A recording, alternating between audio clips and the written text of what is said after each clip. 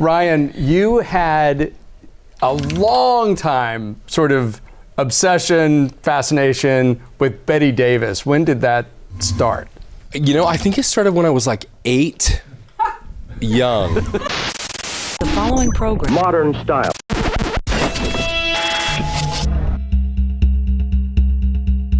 What happened was I was very much raised by my grandmother, who actually was Bette Davis, looked like her, acted like her, talked like her. Probably it was just out of my love and affection for my grandmother that I was interested in Bette, and I only wrote 2 fan letters in my entire life, one of which was to an actor named Ron Paleo, who played Horshack on Welcome Back, Kotter.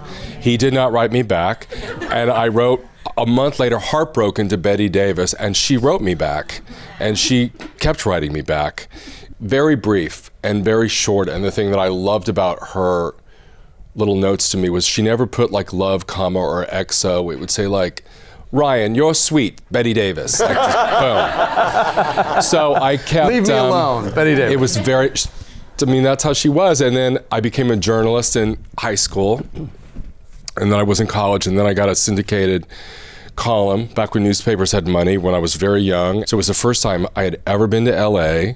I had no money. I was terrified. I spent, you know, all day long ironing my suit and getting my flowers for her. And I showed up. And she actually died, I believe, 2 months later. And I might have been the last person to interview her.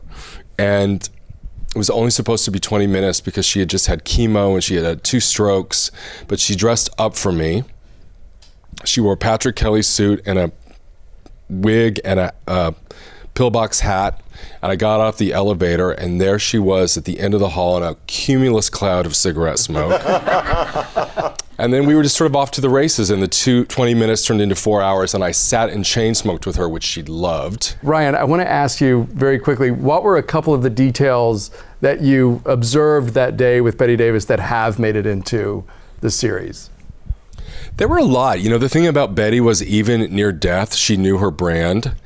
So when I would ask her about Joan Crawford, she would lean with the, like she would just go on about how much she hated her and how she was, you know, she used a lot of swear words about her.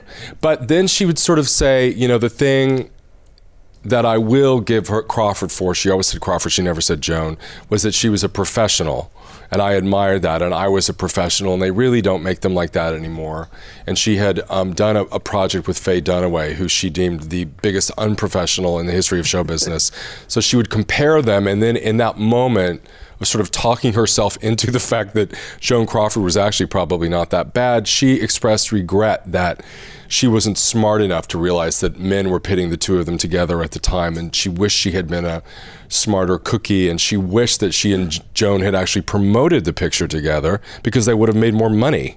Like, she wasn't savvy about that. She talked a lot about the idea that men in Hollywood always had a very tough time with her because she wasn't a sex object. She wasn't interested in being anything other than herself, and she was punished for it.